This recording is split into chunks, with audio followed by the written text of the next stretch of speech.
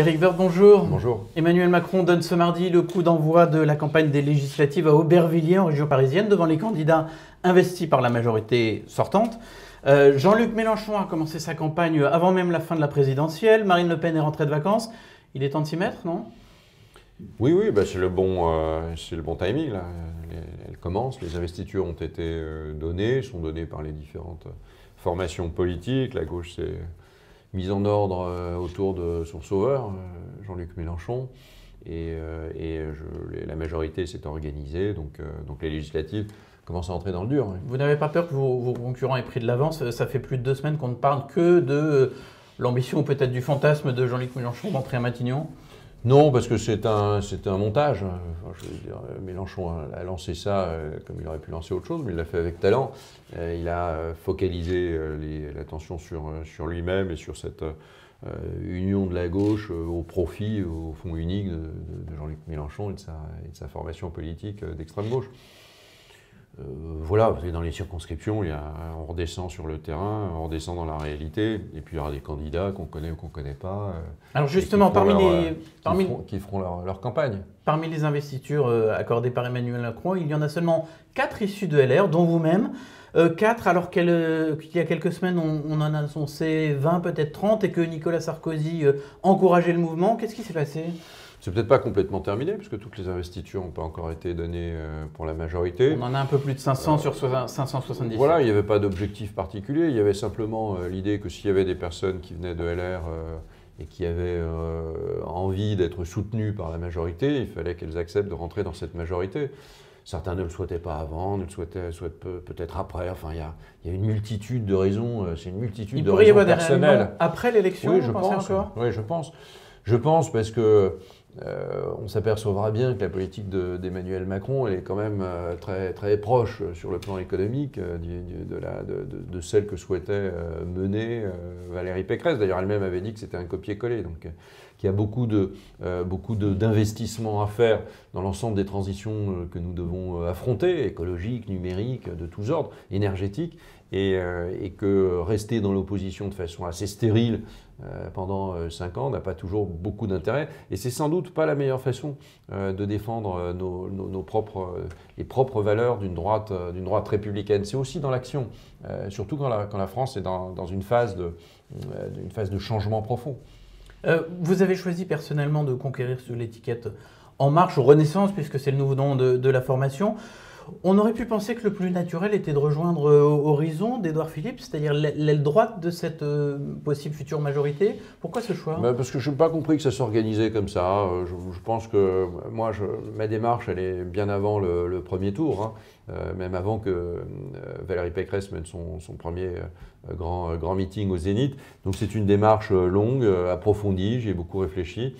J'ai pensé qu'au fond la droite était mieux représentée par Emmanuel Macron que LR elle-même, qu'LR avait dévié, que je n'avais pas adhéré à ce parti. Mais Horizon était déjà là, ça aurait pu être un choix. Oui, mais c'était une démarche de soutien à Emmanuel Macron lui-même, à sa politique lui-même, pas au parti qu'il avait créé. Au fond, je ne sortais pas d'un parti pour réadhérer à un autre parti. J'avais dit que je le ferais au moment où on rentrerait dans une deuxième phase, donc dans ce deuxième mandat, avec la création, non pas avec la disparition de La République En Marche, la création de Renaissance, qui est un peu différent, avec une vocation d'élargissement de la base majoritaire.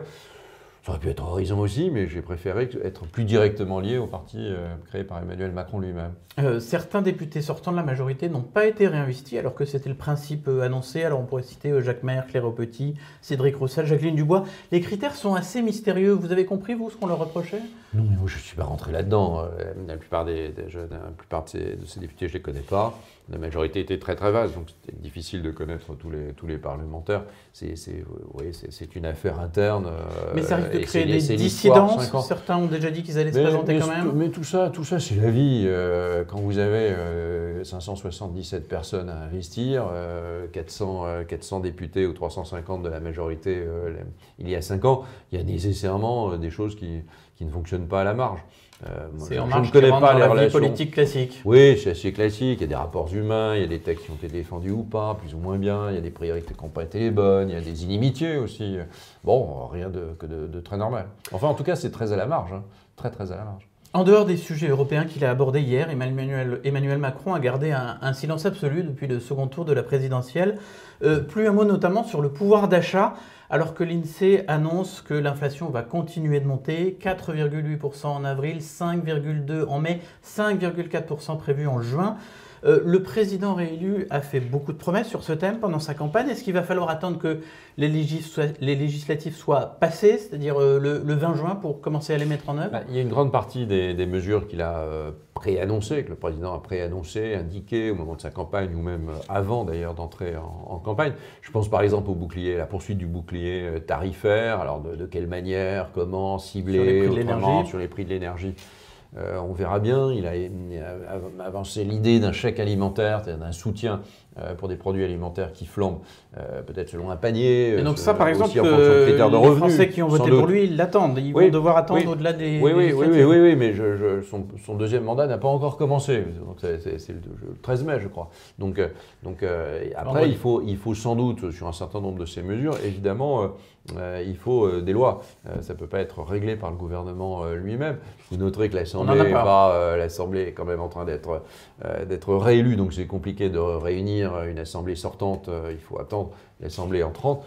Donc tout ça sera sans doute réglé, ou en tout cas éclairci et mis en œuvre à partir de cet été. On ne risque pas de vous reprocher pendant cette campagne législative avec les niveaux d'inflation attendus là maintenant. Enfin, il y a des limites, on ne peut pas tout reprocher, on ne peut pas reprocher un calendrier d'élection démocratique, et il faut une loi, l'Assemblée elle sera élue dans un mois, et évidemment les mesures seront votées. Pour la plupart, une partie des mesures ne sont pas éteintes, c'est un renouvellement des mesures. Sur le bouclier, il fonctionne toujours. Il y a eu un chèque inflation, il y a beaucoup de sujets de cette nature.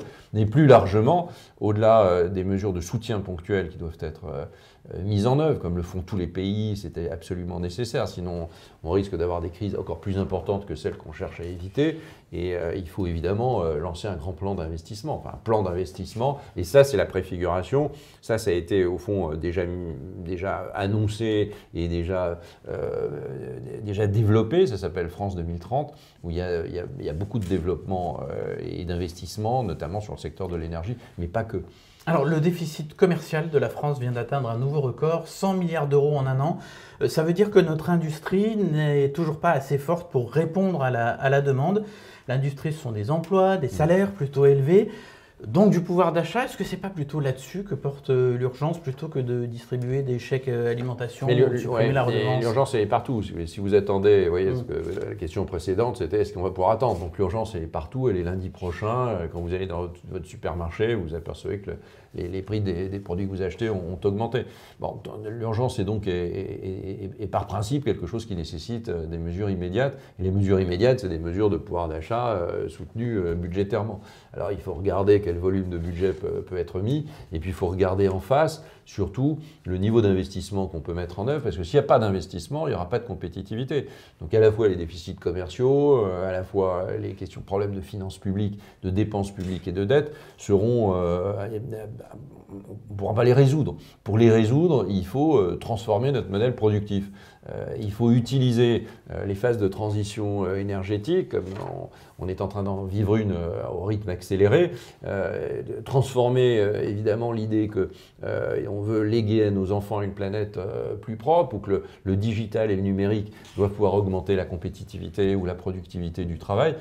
Tout ça, il faut beaucoup investir, et la France comme les entreprises, c'est-à-dire le pays comme les entreprises doivent investir, mais l'Europe doit aussi le faire. Investir, c'est quoi? De l'investissement public on est en France, donc il y aura toujours une partie d'investissement public sur les réseaux, sur des choses comme ça, sur de la recherche bien avant la mise en application. Donc il y a beaucoup d'investissements publics à prévoir. Ils sont assez, on les a en tête, mais il faut les mettre en œuvre. Et puis il y a aussi dans les entreprises beaucoup d'investissements à avoir. Et les entreprises d'ailleurs, même si la consommation a tendance un peu à se freiner, à se comprimer, il y a quand même un bon développement encore de l'investissement dans les entreprises. Et puis il y a le modèle de consommation. Aujourd'hui, grosso modo, les Français, dans leur consommation, ils consomment 30% de produits ou 40% de produits issus et produits en France. Donc il faut rapatrier des productions, mais il faut surtout relocaliser en Europe les nouvelles productions issues des nouveaux produits dus à la recherche. Les taux d'intérêt remontent, on est à 1,65% sur 10 ans. À Noël, on était encore en dessous de zéro pour les taux français. Chaque point de hausse, ce sont des milliards d'euros d'intérêts supplémentaires sur notre dette. Il y a un mois et demi ici même, vous disiez la souveraineté financière, c'est la première des souverainetés, elle est essentielle.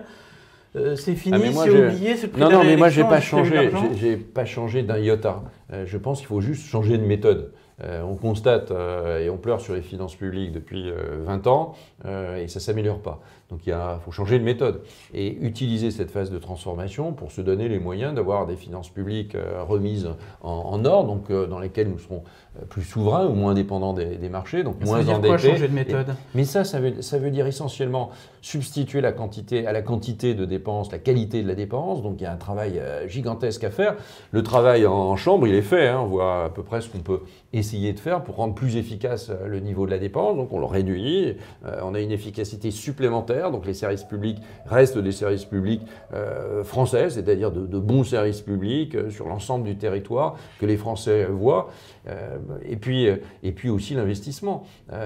L'investissement qui nécessairement à ce moment-là augmente la capacité de développement, de croissance et donc de recettes fiscales. Je note quand même, si vous voulez, que les taux d'intérêt ils augmentent, vous avez raison, 1,5 pour le 10 ans de la dette souveraine française, mais qu'en même temps il y a beaucoup d'inflation, il y a à peu près 5% d'inflation. Donc on mise sur l'inflation pour résorber la hausse des taux, pour absorber la hausse des taux ? Non, pas du tout, non. 5% c'est beaucoup trop d'inflation. 2% ce serait très bien, d'ailleurs ce serait l'objectif de la BCE. Donc on a besoin d'un peu d'inflation. On n'a surtout pas besoin de déclencher une sorte de système dans lequel tous les Français fonctionnent en fonction d'une inflation, préfigurent cette inflation avec une augmentation des salaires, puis une augmentation des prix, puis une augmentation des salaires, des boucles comme ça qui se créent entre le prix, les salaires et l'économie qui est extraordinairement néfaste. Donc il faut faire très attention à cela. La BCE, elle a un rôle majeur dans ce domaine-là. Les taux ont été fortement augmentés aux États-Unis avec une politique de refroidissement sans doute extrêmement forte et donc posera sans doute des problèmes de croissance. Mais comme ils sont déjà, mais on n'est pas dans la même situation. L'euro est très faible, ça pourrait. Ils sont en plein emploi total. Nous, on est dans le chemin du plein emploi, ce qui est déjà pas mal. Il y a longtemps que ce n'était pas arrivé en France.